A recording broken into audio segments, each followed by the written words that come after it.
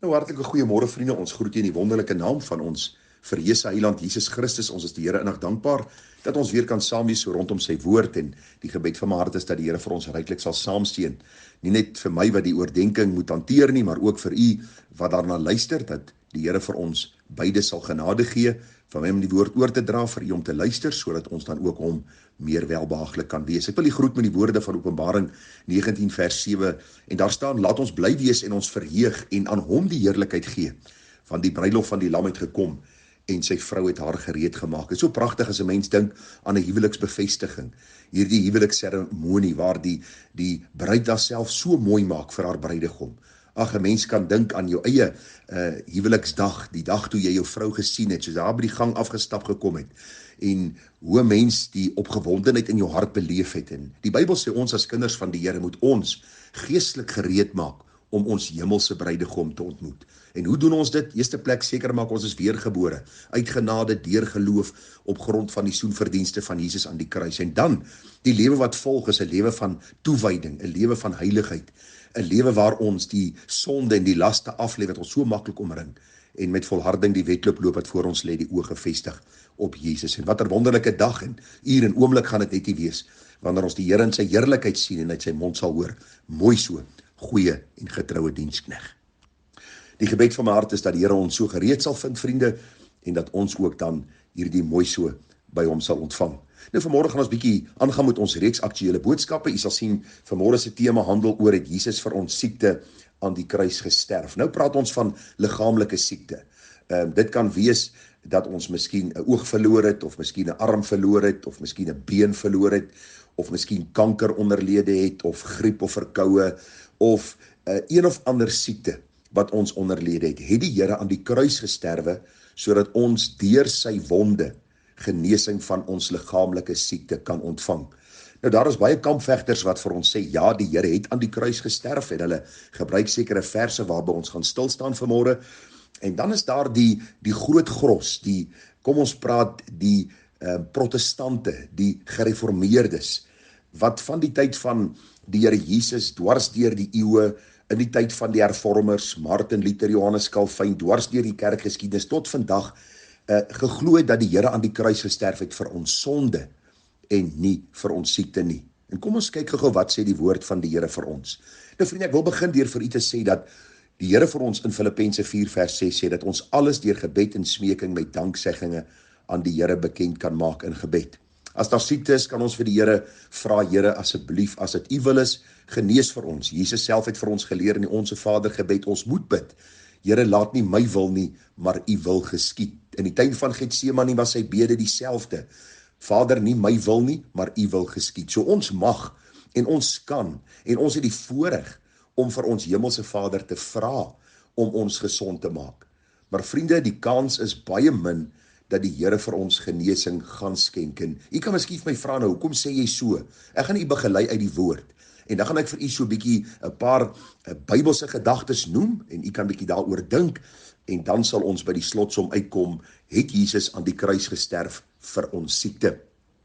Nou vriende, die verse en die gedeelte wat die mense graag gebruik om te sê dat die Here aan die kruis gesterf het vir ons siekte, en hierdie dinge kom veral voor in die charismatiese kerke, die Pinksterbewegings, die Faith Movement, en selfs sogenaamde gereformeerde kerke, mense wat vir jou bedrieg en sê ons is gereformeerd, maar as jy hulle 4-ledige boodskap gaan bekyk, is dit so ver van gereformeerdheid. Ek wil vir u sê, vriende, soos wat baie van die politici eerlik is. En dis die hartseer vir my, wanneer mense vir jou leuns vertel onder 'n naam en sê ons is 'n kerk, gereformeerd of wat 'n kerk ook al, en dan is hulle leerstellings lynreg teen dit wat hulle naam eintlik bely. Nou, ek moes ongelukkig in my lewe by hierdie saak uitgekom het, waar ek die leuen gesien het, en die Here my by die waarheid uitgebring het, om te kyk in die kerkgeskiedenis, wat het die vroeë kerk geglo, hoe het hulle die skrif verstaan, en ek gaan poog om vanmôre vir u dit uit die skrif te verduidelik. Nou, die gedeelte wat die ouens graag gebruik is Jesaja 53. Nou, as u die konteks van Jesaja 53 gaan lees en bestudeer, gaan dit oor die Messias wat sou kom as 'n losprys vir die sondaar. Die hele Jesaja 53 gaan oor die Here Jesus Christus, Immanuel, God met ons, wat sou kom om te lewe op die aarde, 'n sondelose volmaakte lewe te leef, en dan 'n eenmalige dood aan die kruis te sterwe, sodat elkeen wat in hom glo nie verlore mag gaan nie, maar die ewige lewe kan hê. Nou is daar woorde wat Jesaja gebruik, wat hierdie mense nou in 'n rigting stuur van liggaamlike genesing, terwyl die konteks vir ons baie duidelik sê, dit gaan oor die genesing van die siel. En kom ek lees vir u self wat hier staan. Daar staan, nogtans het hy ons krankhede op hom geneem en ons smarte het hy gedra.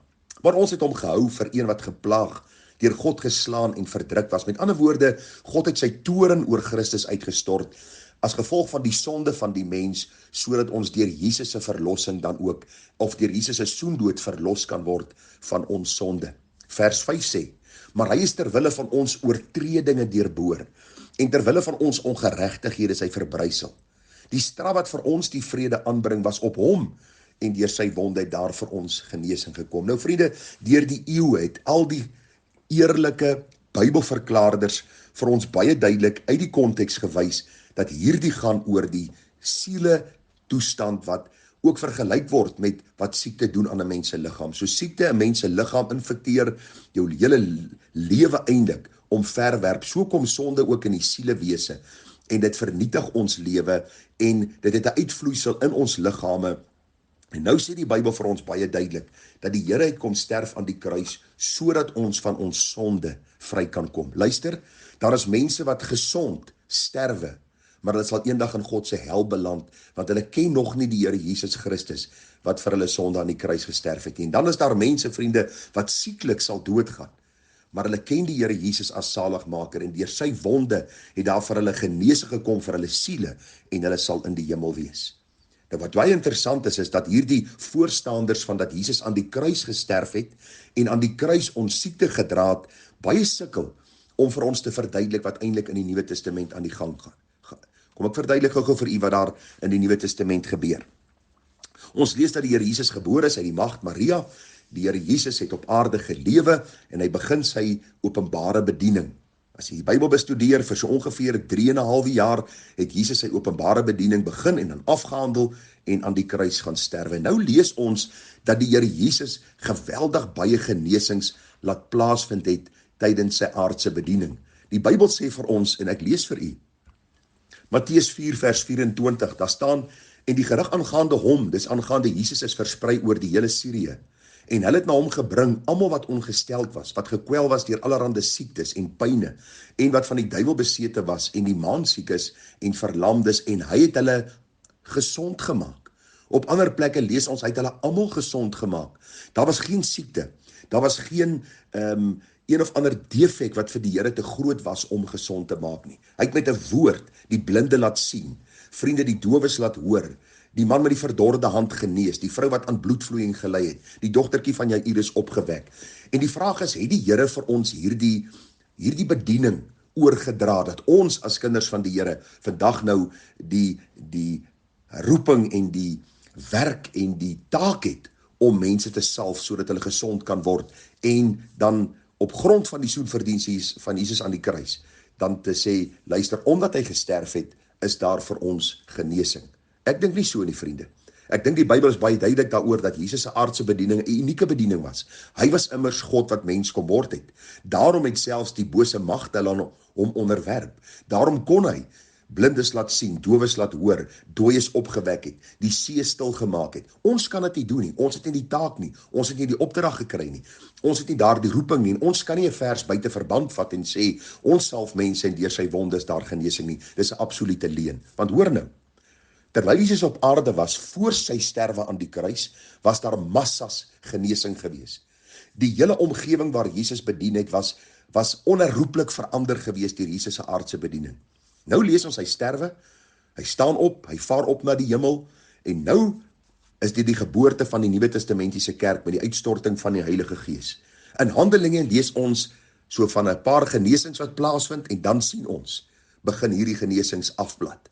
Ons sien in die boek Romeine, 1 Korintiërs, 2 Korintiërs, Galasiërs, Efesiërs, Filippense, Kolossense. Jy sal omtrent nooit weer lees van 'n genesing wat plaasvind nie. Waarom nie? Want die evangelie was gevestig, die mens het gered geword en die kerk van die Here Jesus het gegroei. Hulle het nie tente opgeslaan en hierdie leuen genesingsboodskappe verkondig om massas mense te trek en hulle weer as sondaars weg te stuur sonder dat hulle by die kruis uitgekom het nie. Daar het nie so iets gebeur in Jerusalem of in die omgewing nie. Dis die leenboodskap wat die afgelope paar honderd jaar in die kerk van die Here Jesus ingesypel het, deur mense wat nie lief is vir die Here, nie lief is vir sy waarheid nie, en wat 'n leenboodskap kom verkondig aan 'n humanistiese geslag wat nie lief is vir 'n lewe van heiligheid nie. Al wat hulle soek is, hulle soek gemak, hulle soek gesondheid, hulle soek geld, hulle soek plesier, hulle soek sukses, en hulle soek nie 'n lewe van, jy moet aan jouself sterwe, jou kruis opneem en die Here volg nie. Daarom hoor ons hoe predikers mense salf en die duiwel bestraf, so asof die duiwel die mag het om mense siek te maak sonder God se toelatende wil. Daarom wil ek vir u sê, vriende, die leenboodskap van ons tyd is dat deur Jesus se wonde is daar genesing. Dis mense wat hierdie geelwortel teorie vir mense voorhou en mense bly soek hulle lewe lank na hierdie sogenaamde genesing wat Jesus aan die kruis vir hulle bewerk het. Hulle sterf en baie van die familie verloon hulle geloof omdat hulle sê predikers het vir ons beloof deur Jesus se wonde gaan daar vir my ma, vir my broer, vir my pa genesing wees. My pa, my ma, my broer is dood. Nou wil hulle vir my sê, deur sy wonde is daar vir my redding. Hulle is 'n klomp leenaars. Ek wil vir u sê, hierdie is 'n geweldige saak in die kerk van die Here Jesus, wat baie mense se geloof skend. Daarom wil ek vir u sê, wees wakker, wees versigtig vir die leenboodskap van die tyd, waar mense vir jou sê, deur Jesus se wonde is daar vir jou genesing. Gaan luister na groot predikers soos Justin Peters, gaan luister na ander predikers wat hierdie saak ondersoek het, wat in hierdie kerke was, waar hulle hierdie mense bevraagteken het. Boeke wat geskryf is deur John MacArthur, soos Charismatic Chaos en Strange Fire, die boek van Hanne Graaf, Christianity in Crisis, en u sal agterkom hoe predikers vir ons leuns vertel, deur die skrif buite konteks aan te haal, en dan wil hulle vir ons sekere goed kom borduur, en dan wil hulle graag Jakobus gebruik oor die ouderlinge wat jy moet inkom en salf. Hulle neem nie die konteks in ag nie, hulle preek tradisie, hulle preek oorleweringe, en hulle kom met voorbeelde, vriende, wat nie waar is nie. Hoeveel van hierdie sogenaamde genesings kan nie geverifieer word en hoeveel keer stuur hulle mense weg en sê, Jesus het jou gesond gemaak, en dan is daardie mense nooit gesond, en ander kere salf hulle en bid hulle vir hulle, deur sy wonde is daar genesing, die persoon word nie gesond nie, en dan ewe skielik is dit sy sonde, dis sy ongeloof, terwyl ons in die Bybel nie hierdie goed vind nie. Jesus het gesond gemaak, gereddes en ongereddes, en die Here het hulle gesond gemaak met 'n woord. Daarom wil ek vir u in hierdie môre baie vriendelik waarsku, moenie vir die leenpredikers van ons tyd val nie. Hulle is in die gereformeerde kerke, of kom ons sit aanhalingstekens, sogenaamde gereformeerde kerke. Hulle is in die Pinksterkerk, hulle is in die charismatiese kerk, hulle is oor die televisie, hulle is op die radio. Jy met jou foon teen jou oor hou, dan salf hulle die foon in, dan salf hulle 'n sakdoek vir jou, en dan vat hulle 'n foon in die hospitaal in. Ag vriende, hierdie goed is 'n skreiende skande vir die kerk van die Here Jesus Christus.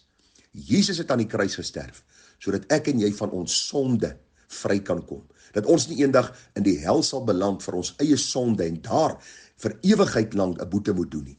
Hy het aan die kruis gesterf sodat ons gered kan word, deur geloof in hom, dat hy ons sonde aan die kruis gedra het. Die finale verlossing, waar ons eendag 'n verheerlikte liggaam gaan kry, vry van siekte, vry van sonde, vry van hartseer, pyn en verdriet, is ingesluit in die kruiswerk van Jesus Christus. Daarom sien ons uit na daardie dag wanneer ons 'n gesonde liggaam sal hê, 'n verheerlikte liggaam sal hê, 'n lewe sal hê sonder sonde en pyn en smart. Tot daardie dag, vriende, moet ons die goeie stryd stry, die wedloop volëindig, die geloof behou. Hoeveel duisende van God se groot krygsmanne en vroue in die kerkgeskiedenis was siek mense, wat gelei het onder siekte, onder pyn, onder smart. Daarom het die Here nie aan die kruis gesterf, dat ons van ons geboorte tot ons dood gesond moet wees nie. Hy het nie aan die kruis gesterf, dat ons kan sê, deur sy wonde eis ek my genesing. Nee, vriende, dis 'n leuen. Hy het gesterf aan die kruis, sodat ons gered kan word. En wanneer daar siekte, wanneer daar misverstande, wanneer daar pyn, wanneer daar verdriet en ellende deur my pad kom, kan ek, soos 'n kind na sy vader gaan, kan ek vir hom sê, Vader, hier is my toestand, hier is my situasie, hier is my probleem, hier is my siekte, en ek vra, as u wil, genees my, maak my gesond, Maar Here, ek weet, U is die alleenwyse God wat vir my sê, vir hulle wat God liefhet, werk alles ten goeie mee, vir hulle wat na sy voorneme geroep is. En ek berus in U wil, want by U is alles moontlik, U kan. Maar Here, dankie dat U wil sal geskied, en ek eer U vir U alwyse leiding in my lewe. En daarom wil ek U vertrou. Goed of sleg, maklik of moeilik, siek of gesond, word U verheerlik in my lewe. Mag die Here ons seën, vriende. Ek kan nog so baie daaroor sê. Ek dink in die volgende paar weke weer 'n reeks daaroor hou in die gemeente, waar ek net weer hierdie leuen teenoor die waarheid gaan vir U voorhou, dat U kan sien, die leenaars wat ons bedrieg en ons wegneem van die pad van verlossing na hierdie voorspoedsteologie gedagte, dat alles met my goed moet gaan op hierdie aarde, terwyl die Bybel nie vir ons so sê nie. Baie groete, baie seën, ons praat weer later hieroor. Groete en mooi dag daaraan.